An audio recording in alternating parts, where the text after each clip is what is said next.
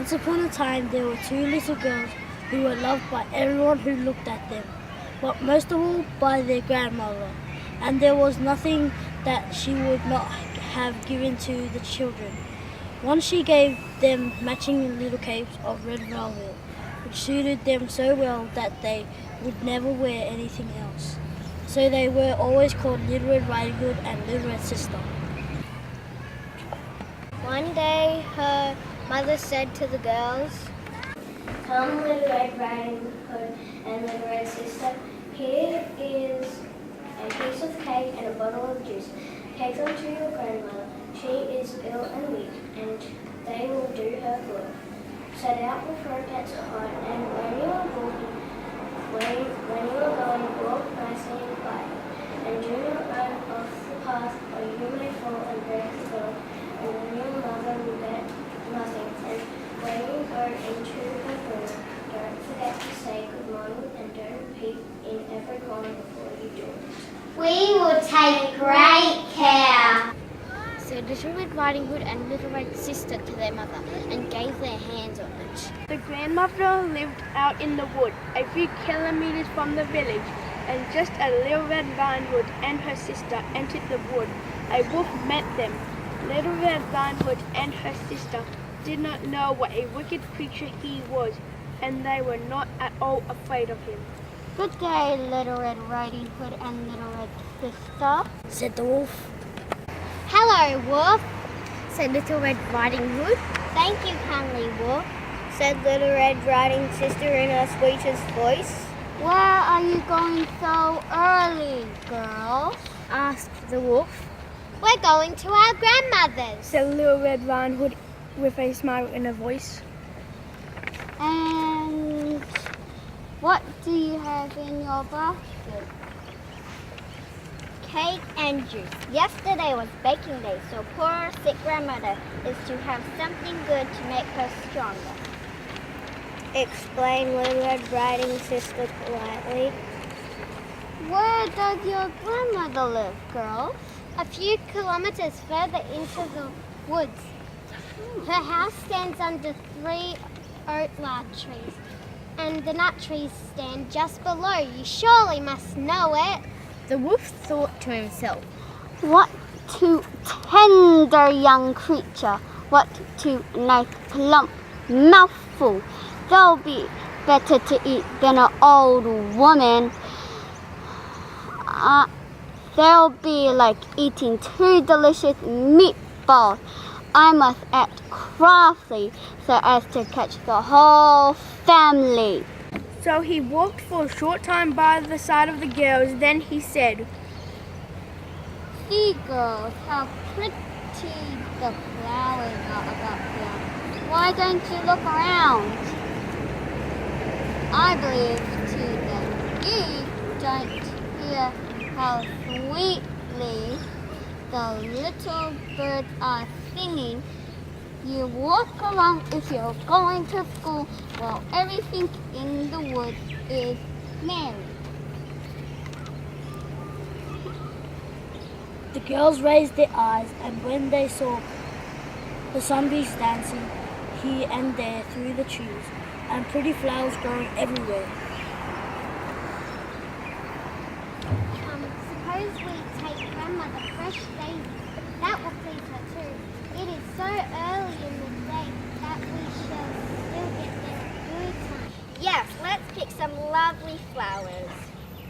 And so they ran from the path into the wood to look for flowers, and whenever they picked one, they fancied that they saw a still prettier one further on and ran after it, so it got deeper and deeper into the wood.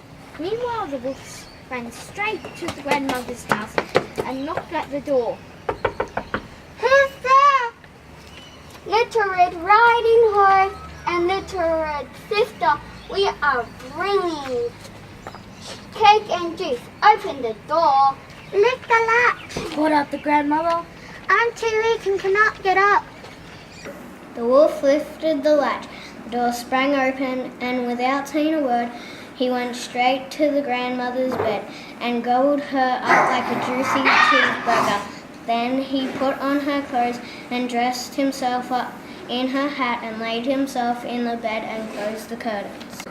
Little Red Riding Hood and Little Red Sister had been running around picking flowers, and when they had gathered so many that they could carry no more, they remembered their grandmother and set out on their way to her.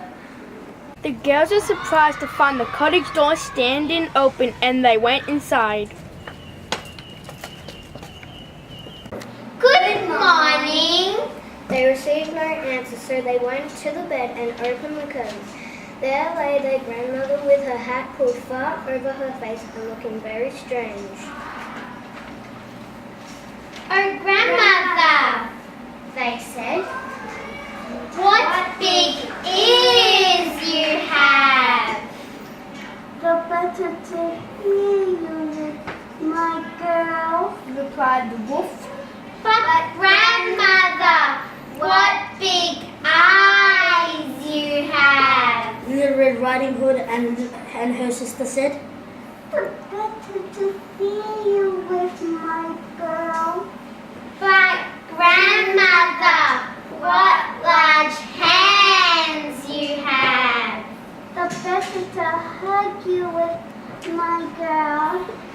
Oh, but Grandmother, what terrible big teeth you have! The better to eat you with. Then the wolf jumped out of bed and swallowed up the girls in two big gulps. When the wolf had filled his belly, he lay down just again in the bed, fell asleep, and began to snore very loud. A huntsman was just passing by the house and thought to himself, The old woman's door is open. I'll go see if she's okay. So he went into the room, and when he came to the bed, he saw the wolf lying in it. The wolf had a huge belly. "What are you doing here?" Said the huntsman. "I have been looking for you." The huntsman realized that the wolf might have eaten the grandmother and that he still might be saved, so he took a pair of scissors and began to cut open the stomach of the sleeping wolf. When he had made 2 snips, he heard Little Red Riding Sister and Little Red Riding Hood screaming, and then he made 2 snips more, and then the little girl sprang out crying. Ah, how gross it was inside the wolf. After that, the grandmother came out alive also. Little Red Riding Hood and her sister, however, quickly fetched great stones with which they filled the wolf's belly, and when he awoke, he wanted to run away, but the stones were so heavy that he collapsed at once and fell dead. Then all 4 were delighted. The huntsman went home. The grandmother and Little Red Riding Hood and Little Red Sister sat down and ate cake and drank juice.